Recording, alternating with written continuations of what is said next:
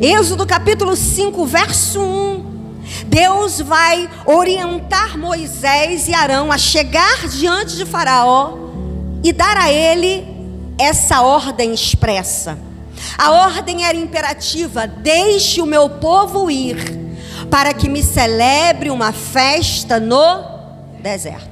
E quando Deus dá essa ordem, Deus estava falando de deserto, né, na linguagem literal. Era um deserto mesmo que estava ali em torno do Egito. Era um deserto literal. E quando a gente fala de deserto, de forma literal, a gente entende que é uma terra inóspita.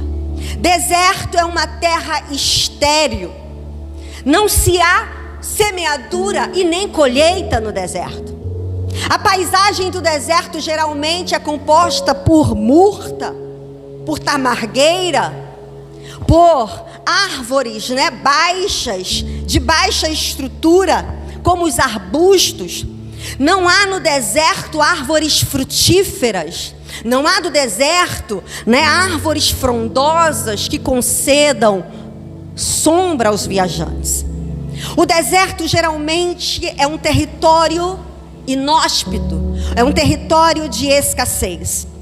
Outra característica do deserto é a instabilidade climática. O deserto é o lugar dos extremos. Pela manhã ou durante o dia, o sol pode chegar a 50 graus. O calor é quase insuportável.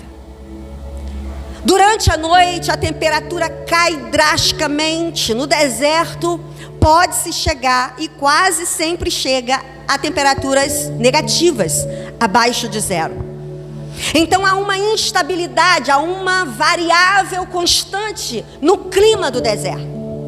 Também no deserto é muito comum as tempestades de areia. Eu estava fazendo uma pesquisa rápida, e no maior deserto hoje do nosso continente, que é o Saara, não é? Pode acontecer até 8 tempestades diárias de areia. E o maior número dessas tempestades se dá por volta do meio-dia. Incrível, né? Os nômades, os habitantes do deserto, evitam sair nesse horário do meio-dia por conta das tempestades de areia que são frequentes. E aí nós vamos lá para o Salmo. O Salmo no Salmo 91, no verso de número 6, diz assim: tu não temerás a peste que anda nas trevas, nem a destruição que assola ao meio-dia.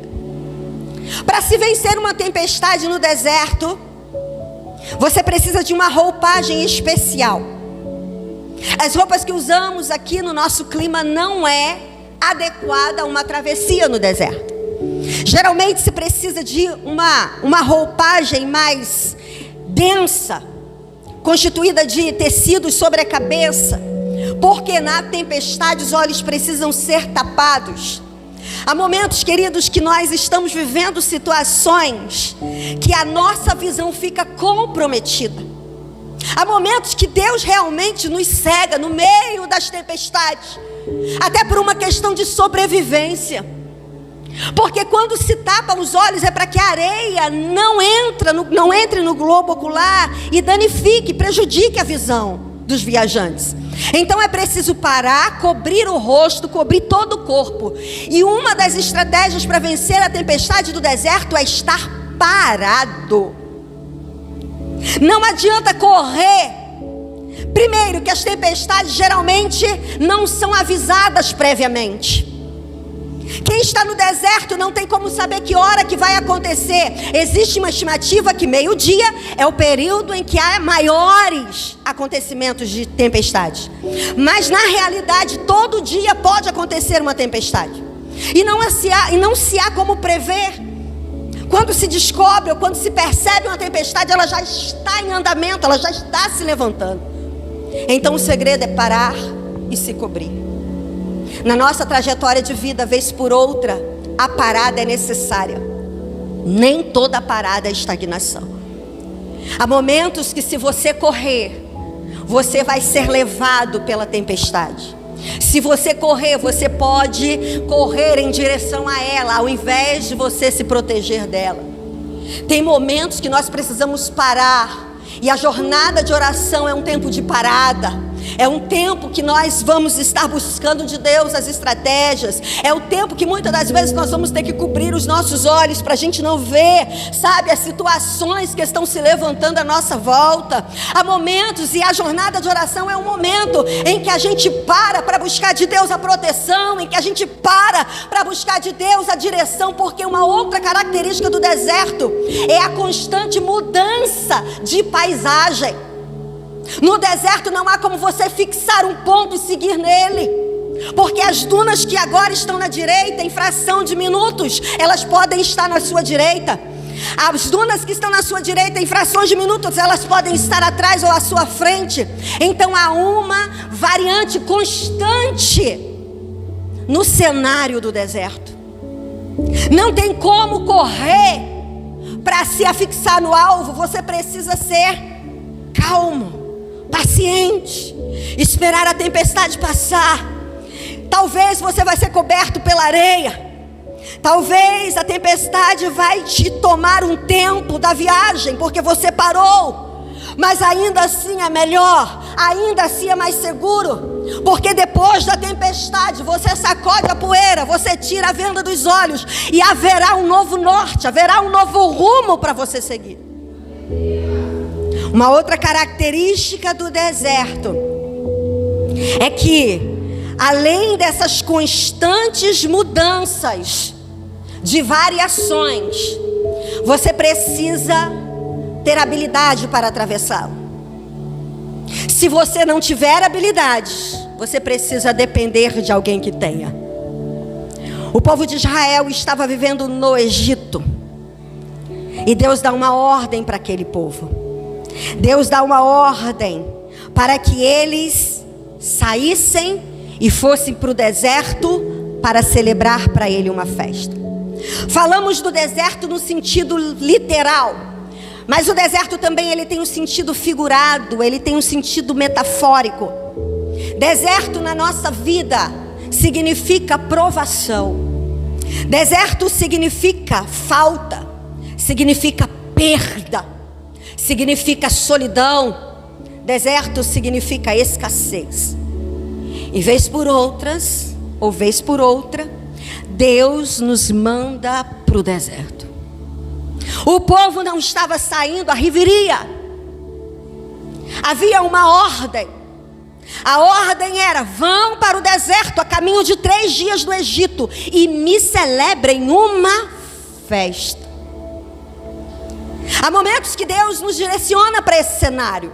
Há momentos que Ele nos leva para esse lugar de provação, para esse lugar de falta, para esse lugar de perda, para esse lugar de solidão, para esse lugar de escassez. O mundo é o deserto.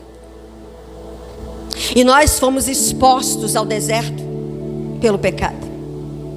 O pecado nos expôs às intempéries do deserto. Em João, acho que no capítulo 8, Jesus ele vai dizer o seguinte: no mundo vocês vão ter aflições. Sabe o que significa? Estamos expostos ao deserto. Estamos expostos a todas essas nuances, a todas essas intempéries, a todas essas variáveis do deserto. Mas ele depois conclui dizendo assim: olha, vocês vão ter aflições, vocês estão expostos, vocês vão ser enviados para o deserto, mas olha, tende bom ânimo, eu venci. Ele venceu as amarguras, as intempéries, ele venceu as dificuldades, as mutações, as instabilidades do deserto. E nele, o apóstolo Paulo vai dizer que nós somos mais do que vencedores. Você pode dizer glória a Deus? Então aplauda o Senhor Jesus. Precisamos aprender a celebrá-lo nos nossos desertos. E não é uma tarefa fácil. Mas quando a gente entende que no calor do deserto Ele é o nosso refrigério, a gente consegue celebrar. Quando a gente entende que nas tempestades do deserto Ele é o nosso abrigo, a gente consegue celebrar. Quando a gente entende que no frio extremo do deserto Ele é aquele que nos aquece, nós conseguimos celebrar. Aleluia! Não estamos sozinhos nesse deserto. Não temos habilidades para atravessá-lo, mas existe alguém que está à nossa frente nos conduzindo. E quando a gente olha para a realidade do povo de Israel na travessia do deserto, eles foram conduzidos durante o dia por uma nuvem densa que protegia aquele povo do sol escaldante, do calor de 50 graus. À noite, no frio extremo, havia uma coluna de fogo que os aquecia e ao mesmo tempo iluminava a jornada. Quem tem Deus, quem está em Deus, quem vive no Senhor, não fica à deriva nos desertos da vida. Nós precisamos nos mover com o movimento dos céus. Você pode dizer glória a Deus, isso mesmo, aplauda Ele. Aleluia! No deserto não tem bússola, no deserto não tem como você se guiar pelas estrelas. No deserto você precisa acompanhar o movimento dos céus. Se a nuvem anda, você anda. Se a nuvem para, você para. Entenda, Deus está te concedendo vitórias no meio dos seus desertos. Aleluia! Aleluia! E como que Deus queria que eles fizessem? Deus queria que eles celebrassem. Celebrar significa fazer festa. A gente entende que tem momentos em que a gente se percebe em momentos de choro. Mas a palavra de Deus diz que o choro ele pode durar uma noite, mas a alegria vem pelo amanhecer. Então você pode celebrá-lo no choro. A palavra de Deus nos orienta que existem momentos que você vai andar chorando, mas também existe a certeza de que você voltará sorrindo. É por isso que no deserto, na dor, há uma esperança que nós poderemos celebrá-lo novamente. Talvez você entrou aqui, eu sei que é o caso de algumas pessoas, vivendo o momento da noite, vivendo o inverno do deserto, vivendo o momento de andar chorando. E nesse momento talvez não haja motivos palpáveis para que você celebre. Mas aqui dentro existe a certeza de que o amanhã de um sol, o amanhã de uma luz radiante virá, e nós amanhã o celebraremos, ainda que agora a gente esteja chorando. Abacuque, no capítulo 3, no verso 17, ele diz assim: olha, ainda que a figueira não floresça, ainda que a oliveira não dê fruto, e ainda que a videira fale, nos currais não haja gado, nos celeiros não haja um mantimento. Sabe o que é isso? É o momento da solidão, é o momento da noite, é o momento do inverno. Mas ele diz: todavia eu me alegrarei no Senhor. Existe uma opção, existe uma saída. E ele diz: eu não apenas me alegrarei, mas eu exultarei no Deus da minha salvação. Sabe o que significa exultar? Exultar significa júbilo, e júbilo é o barulho que a alegria produz. Aleluia! A situação à volta é de tempestade, mas debaixo da segurança do Senhor você tem a convicção que você vai vencer e que Ele já venceu. Nós precisamos ter essa certeza. Ontem nós estivemos aqui, eu cheguei aqui à noite, e logo pela manhã eu recebi um zap da irmã Nilza. A irmã Nilza me pedindo oração: pastora, ajuda em oração. Eu estou aqui com a Maria, resolvendo aqui os papéis para o casamento ontem. E a gente orou agradecendo ao Senhor. Falei: Senhor, envia-lhe os recursos. À noite cheguei aqui, a Maria estava ali na porta com um sorriso de orelha a orelha. Ela me abraçou e disse: minha pastora. Uma alegria que era palpável. E a gente conversou. Ela falou que só faltou um documento e que ela ia hoje voltar lá para dar sequência. Ela me contou da sandália que ela ganhou para casar. A Nilza falou do vestido que elas viram ontem. Sabe, as amigas que ela negociou convidar para o casamento só se fossem para a célula com ela quinta-feira. Mas a tempestade de repente se formou em volta da Maria. E hoje pela manhã, bem cedo, a Nilza ligou chorando, pedindo: pastora, ora pela Maria, porque mataram o marido da Maria. Desertos, irmãos, desertos. E na hora veio na minha mente o semblante da Maria ontem, a alegria da Maria. E aí o Senhor me fez entender que Ele estava conduzindo a Maria a um lugar desértico, mas ela não está sozinha. Deus às vezes nos leva a lugares, irmãos, que nós não gostaríamos de estar, mas é porque o nome dEle precisa ser glorificado. Deus estabelece tempos na nossa vida. Deus precisava mudar um ciclo de tempo na vida do povo de Israel. Deus precisa mudar um novo tempo e trazer um novo tempo na vida da Maria. Desertos são necessários, mas nós não vamos sucumbir no deserto. A palavra de Deus vai dizer que aquele povo durante 430 anos estava debaixo de uma escravidão. Faraó recebeu aquele povo como convidado na época de José, mas José morreu, os feitos de José foram esquecidos. O povo de Israel sempre foi um povo abençoado. O povo de Israel era um povo frutífero, era um povo fértil. Nascia muitos homens em Israel, muitos filhos. Os animais da terra de Gósen eram mais fortes, mais robustos, mais viçosos. O alimento, a agricultura do lado em que estava o povo de Israel era mais fértil, era mais produtivo. Tudo que eles faziam era melhor do que o do povo do Egito.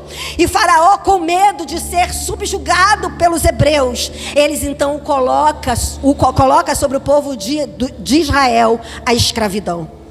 E o texto vai dizer que aquele povo se submeteu. Havia uma condição. Deus havia condicionado uma mudança de tempo. Deus havia dito: quando o meu povo se lembrar da aliança que fiz com Abraão, Isaque e Jacó, e me clamarem, eu ouvirei, e então me lembrarei da aliança que fiz a eles. Durante 430 anos, aquele povo se aquilatou àquela situação. E agora Deus chega diante daquele povo, porque no verso de número 24, coloca para mim, Êxodo 2, verso de número 23, 24 e 25. Diz assim a palavra do Senhor: muito tempo depois, morreu o rei do Egito. Os israelitas gemiam e clamavam debaixo da escravidão. E o seu clamor subiu até Deus. Ouviu Deus o lamento deles e lembrou-se da aliança que fizera com Abraão, Isaque e Jacó. Verso 25. Deus olhou para os israelitas e viu a situação deles.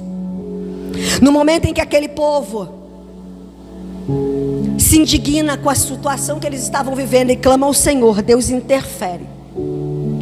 Mas o que me chama a atenção é como Deus marcou esse novo tempo. Deus estava encerrando ali um período de escravidão. Deus estava encerrando ali um período de servidão. Deus estava ali concluindo um período de reclusão. Mas Deus marca um novo tempo com uma ordem: celebração. Celebrem para mim uma festa. Deus ainda não tinha dado a ordem para que eles fossem liberados. Deus ainda não havia mandado as pragas no Egito. Deus ainda não havia norteado para onde o povo iria. Mas Deus disse: eu quero começar um novo tempo. E para começar um novo tempo, eu quero que vocês me celebrem. Consegue entender a dimensão disso? Nós somos tendenciosos a celebrar ao Senhor somente quando recebemos dele o favor. Nós somos tendenciosos a dar culto e ações de graças somente quando a bênção já está em nossas mãos. Nós somos tendenciosos a dançar de júbilo somente quando entramos em Canaã. Mas Deus, para mudar o tempo daquele povo, Ele disse: eu quero que vocês me celebrem sem ganhar a bênção. Quero que vocês me festejem sem saber para onde eu vou levar vocês. Eu quero que vocês façam barulhos de alegria antes de receber Canaã. O segredo da vida do crente é viver uma vida de fé.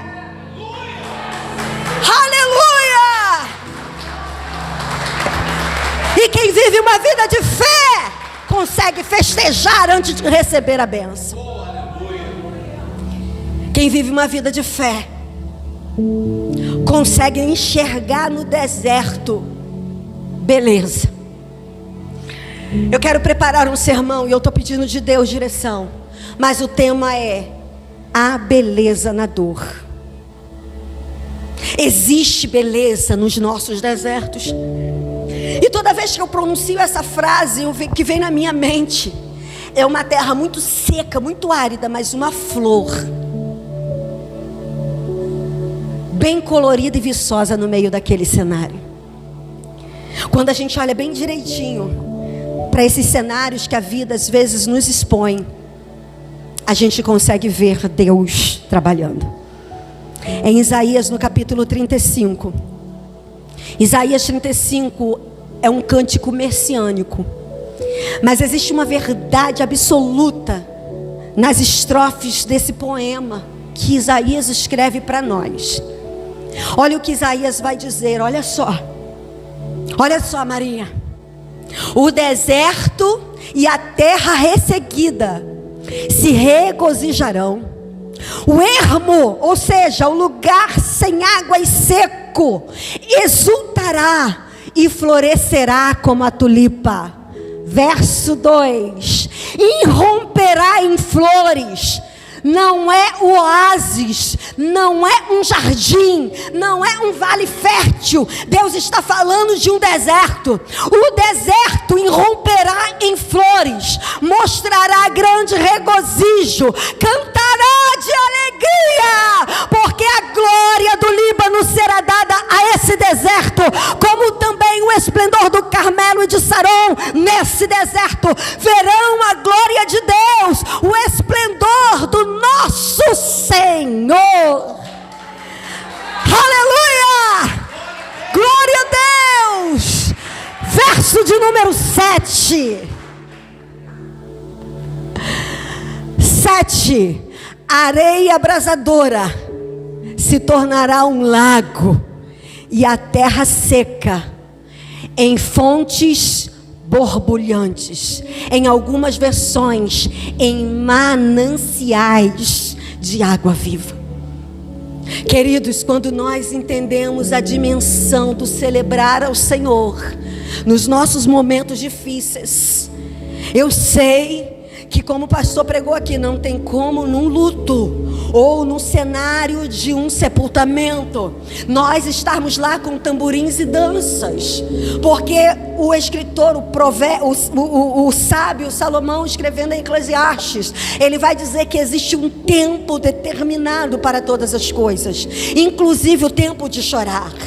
Mas quando nós entendemos que nós não estamos à reveria nos desertos da vida, que Ele nos mandou ir e que Ele espera que a gente o adore lá nessa situação, nós vamos estar ali chorando, mas com a certeza de que nós vamos rir um dia. Nós vamos estar ali vivendo esse momento de deserto, mas sabendo que um dia ele vai florescer. Nós vamos estar ali vivendo esse momento de terra ressequida, de terra seca, de poeira levantando, mas sabendo que um dia ele se tornará num manancial de água viva. expectativas. Por isso nós podemos viver na certeza de que iremos celebrá-lo no nosso deserto. Até que a Canaã chegue, até que a bênção se conclua. Então que nós possamos viver essa realidade de uma alegria permanente. Não é uma alegria embasada em circunstâncias favoráveis. Não é quando tudo floresce à nossa volta. Mas mesmo nos cenários mais inóspitos, existe alguém que cuida de nós. Existe alguém que cuida de você.